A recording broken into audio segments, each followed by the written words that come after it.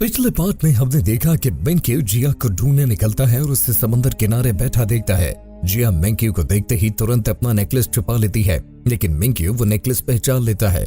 मिंक्यू ने necklace AG3 robot को दिया था। ये जानकर के मिंक्यू के साथ धोखा हुआ है, वो काफी निराश दिखाई देता है। इससे पहले कि वो जिया को कुछ कहता उसे फिर से एलर्जी होने लगती है और मॉनिटर रेड पर पहुंच जाता है।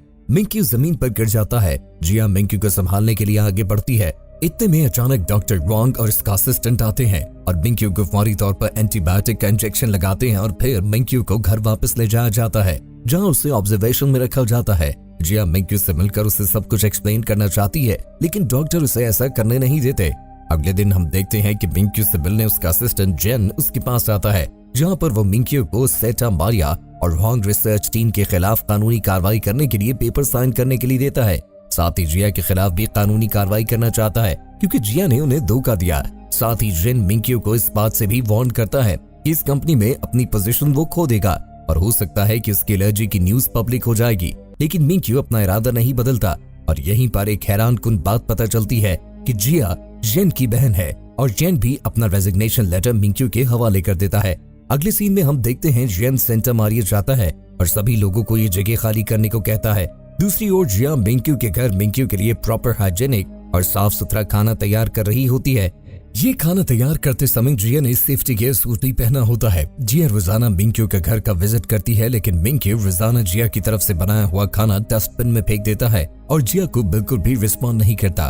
लेकिन जिया ये सब देखकर हार नहीं मानती और बताती है उसका ख्याल रखने के लिए वो रोजाना यहाँ आया करेगी। मिंक्यू अपने बेड पर लेटा होता है, उसे फिर से जिया की यादें सताने लगती हैं, जिसकी वजह से वो सो नहीं पाता। मिंक्यू घर से बाहर निकलकर अपने बटलर के पास आ जाता है, जहाँ पर वो आग जलाए बैठा है। मिंक्यू उसके पास आकर खड़ा हो जाता है और बटलर से बातें करने लगता है। मिंक्यू बटलर से पूछता है कि क्या तुमने भी मुझसे कोई झूठ बोल रखा है, जिस पर बटलर जवाब देता है कि दुनिया में कोई भी ऐसा इंसान नहीं जो झूठ नहीं बोलता।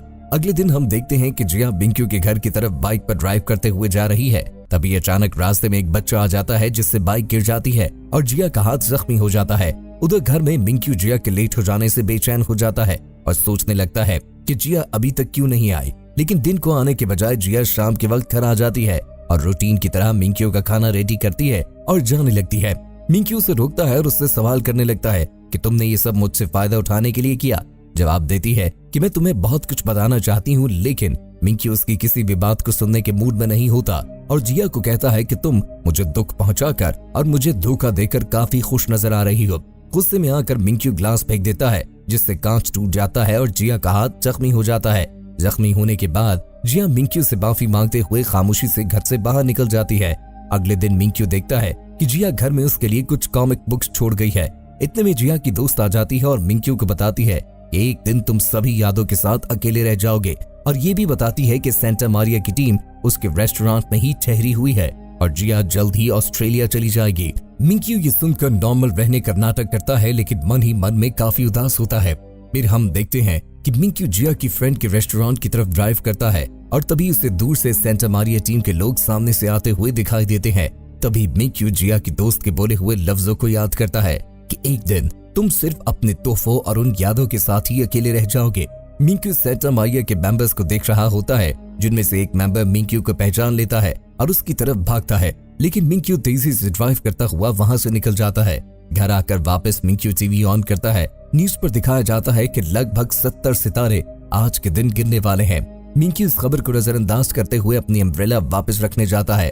अम्ब्रेला रखते समय उसे दूसरी अम्ब्रेला नजर आती है, जो कि AG3 रोबोट की थी। सर्च करने पे उसे मालूम होता है कि ये अम्ब्रेला भी जिया की थी। फिर मिंक्यू को जिया के साथ बिताए हुए वो लम्हे याद आने लगते हैं जब दोनों ने छतरी के नीचे प्यार भरा किस किया था। अगले सीन में हम देखते हैं कि AG3 रोबोट एक्टिवेट हो जाती है, क्योंकि मिंक्यू ने उससे वादा किया था कि वो पहाड़ी पर ले जाकर मेटियोर्स गिरने का खूबसूरत नजारा दिखाएगा। मिंक्यू पहाड़ी की तरफ ड्राइव करता है और जिया का इंतजार करने लगता है।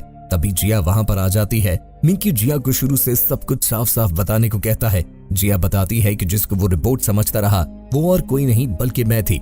वो मिंक्यू को बताती है कि वो रोबोट के साथ नहीं बल्कि इंसान के साथ कई महीने गुजारता रहा। ये सब कुछ सुनने के बाद मिंक्यू AG3 रोबोट के साथ गुजारे हुए सारे लम्हे याद करने लगता है और खुद को बेवकूफ समझने लगता है कि कैसे मैं इंसान और रोबोट में फर्क नहीं कर सका।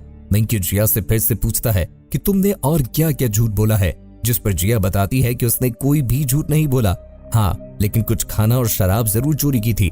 मिंकी पूछता है कि पहली दफा मिलने पर तुमने मुझे कैसा इंसान पाया, जिस पर जिया बताती है कि मुझे लगा तुम बहुत बुरे इंसान हो क्योंकि तुमने मेरे आधे पैसे मुझे वापस नहीं दिए थे। और ये भी बताती है कि उसने मिंकी को एक पागल इंसान समझा जो अपनी रिबोट की वैक्यूम क्लीनर की बर्थडे मनाता है और अजीब अजीब सी हरकतें करता है। लेकिन कुछ समय बाद मुझे तुम पर रहम आने लगा और मैं तुम्हारी खुशी में खुश रहने लगी थी। जिया ये भी बताती है कि वो उसे खुश रखने के लिए हर मुमकिन कोशिश करना चाहती थी। तभी मिंकी जिया को अपने पास आकर बैठने को कहता है और अपने दिल में जो कुछ भी है सब कुछ खुलकर बोलने को कहता है। तभी जिया मिंकी को बताती है कि वो उसके घर आते समय बहुत ही बेताब रहती थी और उससे मिलने के लिए जिया का दिल बहुत बेचैन होता था। जिया मिंकी को याद दिलाती है कि उसने उसे ये भी बोला था कि तुम मेरा बहुत कीमती खजाना हो और मैं चाहता हूँ कि तुम मेरे साथ हमेशा रहो।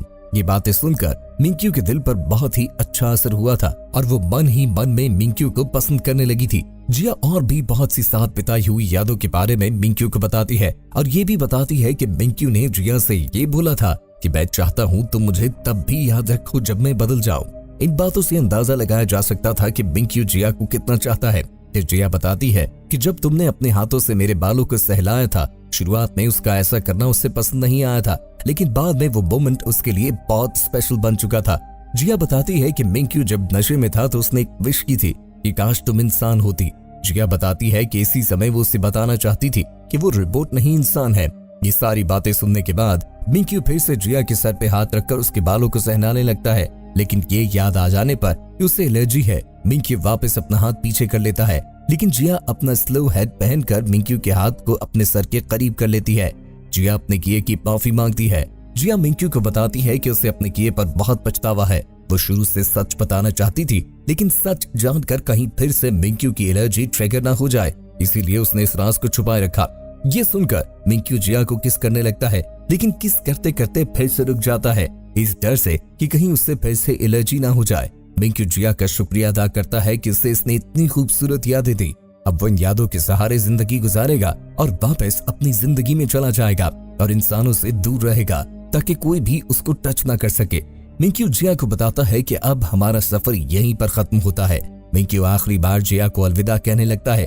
वहीं पर जिया मिंकी को रोक लेती है और उसे बताती है कि तुम ही वो एक शख्स हो जिसका मुझे हमेशा से इंतजार था। जिया अपने प्यार का इजहार करती है और इस बात को कबूल कर लेती है कि वो मिंकी से बहुत ज्यादा प्यार करती है और उसके बगैर नहीं रह सकती। ये सुनने के बाद मिंकी जिया की ओर बढ़ता है और उसे किस करता है और तभी दोस्तों यहाँ पर एक बहुत ही स्पेशल मोमेंट क्रिएट होता है। सारे सितारे गिरने लगते हैं और हर तरफ सितारे गिरने का एक खूबसूरत मंजर दिखाई देता है। अगली सुबह मिंकी जिया को ड्राइव पर ले जाकर कॉफी लेने के लिए रुकता है, लेकिन देखता है कि उसके मीटर पर फिर से एलर्जी का साइन शुरू होने लगा है। लेकिन मिंकी जैसे ही जिया और उसकी गाड़ी को देखता है तभी उसकी एलर्जी वापस नॉर्मल होने लग जाती है। इसके बाद मिंकी जिया को उसके घर ड्रॉप करता है और जल्द मिलने की उम्मीद करता है। फिर हम मिंकी को उसके डॉक्टर से बात करता हुआ देखते हैं। डॉक्टर मिंकी को बताता है कि तुम्हारी बीमारी का कोई भी मुकम्मल इलाज नहीं है, ये बीमारी किसी भी वक्त आ सकती है और वापस जा सकती है। अगले सीन में हम देखते हैं कि एक अमीर आदमी बॉर्टन AG3 रोबोट को सेंटा मारिया टीम से ले जाने के लिए आता है। सेंटा मारिया की टीम AG3 रोबोट के जाने पर बहुत उदास दिखाई देती है। मार्टिन सभी को बताता है कि तुम सब लोगों ने रोबोट को लेकर मुझे धोखा दिया। मार्टिन रोबोट को एक खतरनाक वेपन के तौर पर यूज करना चाहता है। तभी वहां पर मिंकी आ जाता है और रोबोट के बारे में पूछने लगता है, लेकिन सेंटा मारिया की टीम उसे बताती है कि मार्टिन इस रोबोट को यहाँ से ले जा चुका है। फिर हम देखते हैं कि मार्टिन एक बड़े से ताबूत में बंद AG3 रोबोट को ले जाने के लिए तैयार खड़ा है, लेकिन मार्टिन जैसे ही ताबूत को खोलता है तो देखकर चौंक जाता है कि रोबोट इस ताबूत में नहीं है। फिर हम रोबोट को शहर में मंडलाता हुआ देखते हैं, जिसके पास ना ही कोई याद है, ना ही कोई मेमोरी है और ना ही कोई डायरेक्शन है। तो दोस्तों आशा करते हैं कि आपको सीजन का ये पार्ट काफी पसंद आया होगा। नेक्स्ट पार्ट देखना चाहते हैं तो कमेंट में जरूर बताइएगा। तब तक के लिए अलविदा।